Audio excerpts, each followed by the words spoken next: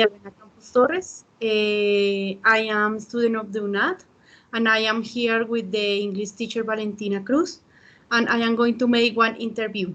Hello, Valentina. How are you today? Hi, Nadia. I'm so happy to be here today. Okay, thank you. Valentina, how is your vision about language teaching? And you consider it how as a science, an art, or a philosophy, and why? Okay, well, you can't just label something as teaching, you know? I think that teaching, not just languages, but teach anything, it's an art itself. It's an art as old as humanity. Since the beginning, since a noise became a word, and that word meant something to someone, when that word passed through one generation to the next, in that exact moment, the art of teaching a language emerged.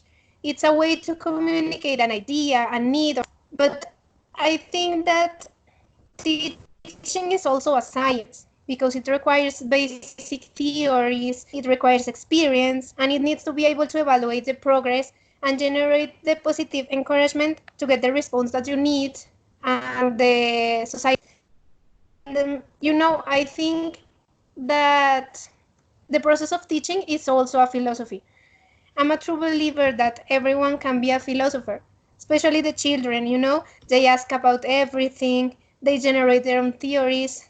Teaching a language gives them the possibility to question almost everything. It gives them the chance to reevaluate the world as it seems and watch it from another perspective. It's another culture, another way to communicate ideas. Okay, thank you. Question number 2. Are you focused in one or several methods and approaches for language teaching? No, I don't use just one approach. It depends of the age of my students. I work with preschoolers, so I have to be very dynamic all the time, very receptive. I usually try not to use Spanish unless it's really necessary. I speak all the time. I sing, I play with my kids always in English. So it's a method kind of direct. I try not to translate anything. I just show with my body to my students what is the meaning of the word, of the commands that they need. That's another thing. I work a lot with commands. We play, we jump, we sing together, and I try to show everything using just my body language, my voice to make everything as clear as possible. Okay, thank you. Okay, the question number 3. What principles you applied in your classes, how and why? Well, I'm aware that I'm a mediator between the students and the knowledge of a new language. Something kind of, a guardkeeper of a new culture, of a different way to communicate with the world. That's why I apply to my class 2 basic principles. First one, I build the perfect environment that allow my students to gain receptive and productive abilities. And the second one is that I inspire every of my kids to love and to respect the culture and the possibilities that they discover when they learn a new language. Okay, thank you. The question number 4. What is your main goal of your classes? It's the communication, sociocultural, learning to learn, language and cultural awareness, or general knowledge, and why? Well, I guess that my goal when I teach English to my kids is to make them love the language they are learning. Make them realize that the teaching progress is something fun, that language can be used to learn a lot of new things.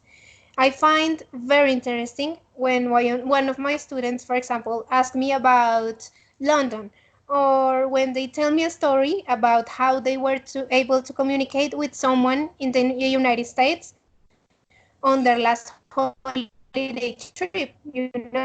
That's Okay, thank you. Question number 5. What is the purpose of syllabus in your class? okay. Is the way I plan to develop a new topic in my classroom. Something that can also be modified. In the process, if you plan everything very carefully, a syllabus is just a guide, as I said before, but it's just that, not something written in stone. You can play with it, you can be free to avoid certain things that you consider unnecessary, or you can add new things that your students ask you about. I guess that a syllabus depends on how you develop your classes, how dynamic you are, your material, everything is different. Okay, thank you. The question number 6. Which type of syllabus you apply in your classes? It is a rather lexical, grammatical, functional, tasks-based, skill-oriented, other, and why? Okay, my syllabus is a mix of stuff, a lot of stuff. I divide my class in a lot of parts. It depends on the mood of my students, always, or the topic I want to develop.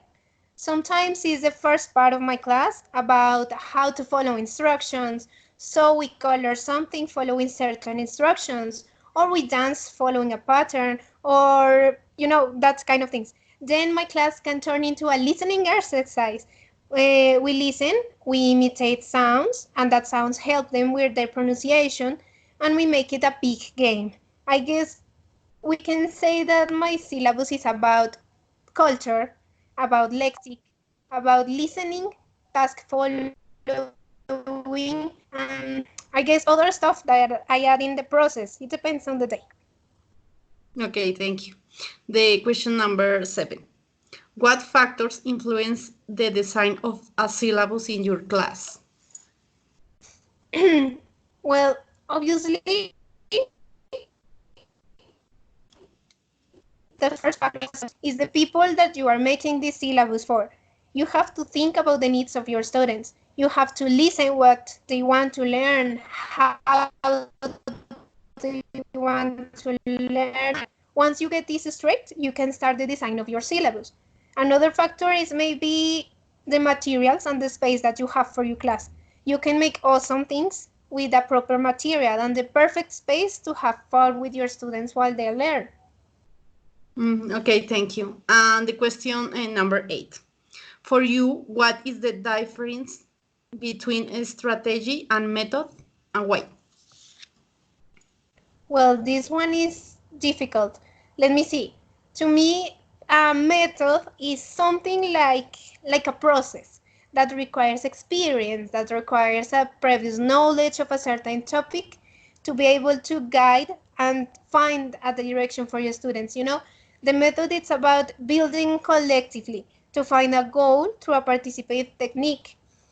But the strategy, I see it as something kind of rigid, something that doesn't allow the student to go outside, to think outside the box. It's about following a number of steps to win something without thinking collectively in the process. It's kind of rigid. Okay. Okay, Valentina, thanks so much for the interview. And I hope that you have great time. Thank you. Yes, I have so much fun doing this. Thank you. Okay, bye-bye. See you later. Bye.